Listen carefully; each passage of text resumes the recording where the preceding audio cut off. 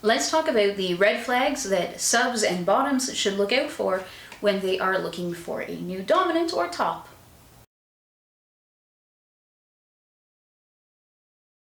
Hey guys, it's Morgan with BDSM Relationships and Education. Thank you very much for checking out this video. This is a redo. If this sounds familiar to you, you have seen it before. I'm redoing this video because when I recorded it originally in the summer, the sound quality was terrible. And so I had a bunch of complaints about it and I wanted to redo the video. So I'm going to redo the ones that had poor sound. And then we will go from there, and I'll take those ones down as I upload these ones. So if you haven't done so already, please don't forget to subscribe to my channel, turn on notifications, that way you know when new videos are posted or, you know, redone videos, so that we can have some good sound. Anyways, let's talk about red flags that bottoms need to look out for when it comes to tops, or subs need to look out for when it comes to dominance. So red flags can definitely vary in their seriousness. Some red flags are just a warning sign that somebody is new or inexperienced or whatever. Other red flags are a sign, or could be a sign, that they are dangerous. Now, one red flag on its own is probably not that big of a deal. It depends again on what the red flag is. If you start seeing multiple red flags, or if you've got a bad feeling about something, then I think it's best to listen to those instincts. But there are certain things that, you know, people who are less than honest or not on the up and up tend to do. So let's talk about those. And these ones again tend to be very specific to dominance and tops, although they could apply to anyone theoretically. So the first red flag, and this is generally a sign of inexperience, so it's not a huge deal, but for most people it is going to be a deal breaker until they learn to stop it, is giving immediate commands. So those people who show up in your inbox and start ordering you around, or who, you know, walk up to you at a play party and tell you to get on your knees, you know, those people. And they've done it to me, a dominant. Yeah, that's what I think of that one. But it happens. It's just one of those things, I suppose. But anyways, it's obviously it's a sign of abject inexperience, and, you know, a little naivete as well, because you don't get to just walk up and order people around. Submissives are not submissive to everyone. They are submissive to their chosen person, their chosen dominant. So yeah. And if you are one of those people that, you know, runs around ordering everybody around, stop it. You look like an idiot, honestly. Sorry, trying to be nice. No, I'm not. I'm not trying to be nice. I'm trying to be honest. And maybe I could manage both of those things at once, but I don't feel like it today. So sorry. So you need to negotiate. You have nothing with a person until you negotiate. They are not your submissive. They don't have to listen to you. And this goes doubly so for those people who like breach into your inbox demanding tribute and things like that. So don't think that it's just like a one-sided or a gendered thing. I mean, it's everybody. It's just usually a different thing. People who identify as male tend to give sexual commands. People who identify as female tend to give financial commands. It's a thing. Not always, but that is in general. Anybody who says, you don't need a safe word are for losers. Now, that is different than people like myself who are like, I generally don't play with safe words because I just use regular communication. So there's still a way, you know, to stop a scene or to let me know that something's wrong because you're just using your regular words. But I also I'd never tell somebody that they are not allowed to have a safe word. Everybody's allowed to have a safe word. Like, that's fine by me, if that's what you feel more comfortable with. I've got some other videos on safe words, so I'll put those up so I'm not repeating myself 1,000 times. But basically, anybody who tells you that, you know, bottoms, if you're a real sub, you don't need a safe word or that kind of shit, I mean, just kick them to the curb kind of thing. Oh my God, could I be from the 90s anymore? But anyways, just ignore people like that, because they're probably very inexperienced, and they're clearly looking to, cause harm. Now, if you are in a long-term relationship and you negotiate that you don't want to have safe words, that's totally different. I'm talking about somebody who is brand new to you and is telling you that you are not allowed to have a safe word. And this also goes into anybody who shames you for using a safe word, or punishes you for using a safe word, or has any negative reaction to a safe word. The appropriate reaction to a safe word is to, honor it. So anybody who doesn't immediately do that is a problem, like, either through ignorance or malice. It depends how forgiving you are, I suppose, but I generally think that it's due to malice. And that, of course, brings us, I already mentioned it, to but you're not a true sub, or you're not a real slave, or whatever it is. What the fuck is a true sub or a real slave? I mean, these are concepts that are going to be different for everybody.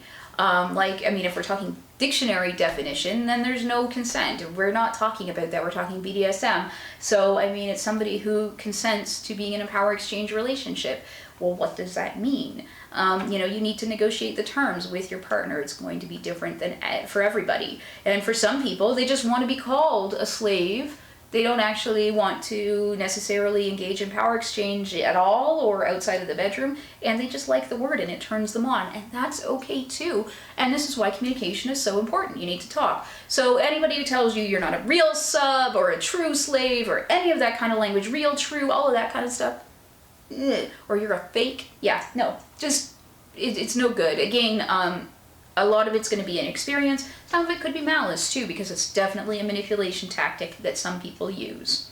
If their ideas of BDSM are super, super porny, then that's usually a sign that they're really inexperienced. So if they think that it's all sex all the time, and the, kinkiest thing on their fetish list is blowjobs, they're probably not super kinky.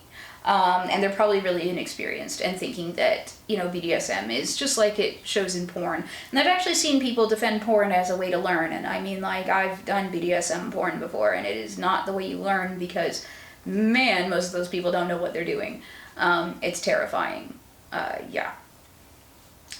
If you guys want a video about some of the horror stories that I have seen in BDSM porn, let me know, because I'd be happy to share some of that with you guys. And of course, let's see.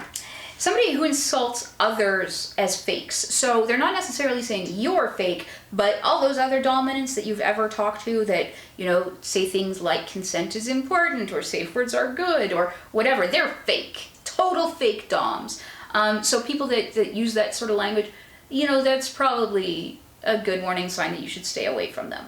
If they're really insulting to everybody else, obviously, within a community, there's going to be people who don't get along, but if they hate everyone or they have nothing good to say about anyone, I would probably stay away. And that goes for anything, not just BDSM. If you can't get along with anyone, that's a real problem. I get along with most of the people that I meet.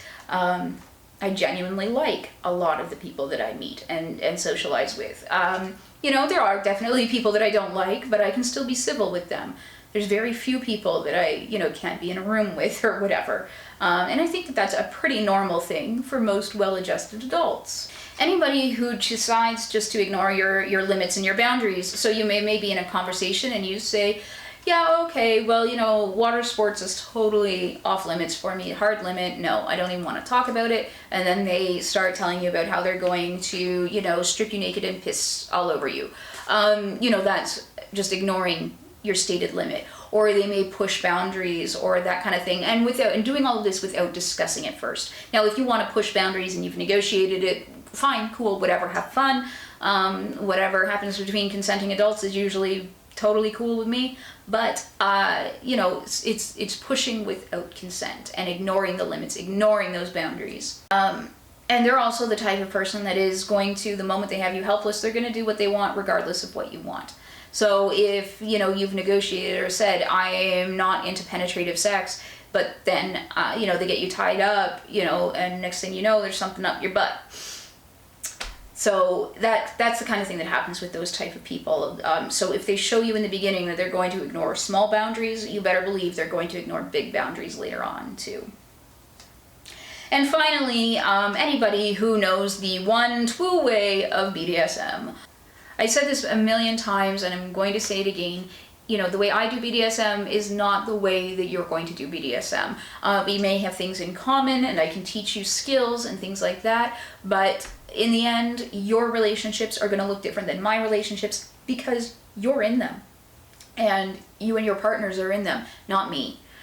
So my relationships look one way. And each relationship I have looks different. So there is no one true way to do BDSM or to do DS or to do any of this stuff. And anybody that tells you that others are doing BDSM wrong or that, you know, they have the only way to do BDSM, you know, that's just a problem. Now, obviously, if you see somebody and they're like, oh yeah, no, look at that person's form using the flogger, they're way off and they can't hit their target, that's a different thing. You know, that's not being, you know, one true way. It's just saying, hey, that person really doesn't know how to use the implement they're using. So they are, usually you see this, they don't want you to learn from anybody else. They don't want you to have a FetLife account. They don't want you to go to workshops. They don't want you to talk to other submissives or dominants or anybody because those people could tell you that they're full of shit. So you're not allowed to talk to anybody else. And they don't want you to ask advice or learn or anything like that. So they'll be very isolating in that respect. And they tend to, I find that those kind of people tend to insult established and respected educators, which I always kind of laugh at because, I mean, there are definitely educators out there that I don't necessarily agree with, but I can respectfully disagree. I'm not going to call them an idiot or whatever. I will say, hey, I don't like the way you do that, or I don't agree with you in this place, or here's why, and we'll talk about it. And I've had some great discussions with other educators about, you know, our differences, and sometimes we agree to disagree, and sometimes we learn something from each other. Sometimes I change my opinion, or they change their opinion. You know, like we're all still learning. I don't know if it'll be up yet. I think it will, but I just did a video about how we're all still newbies, kind of, in a way. So keep that in mind. Anyways, those are some red flags that I think bottoms and submissives should look out for when they are looking for dominance and tops. Again, a redo because the sound quality sucked in the last one. Anyways, guys, thanks very much for checking this out, and I will see you in the next video. Bye.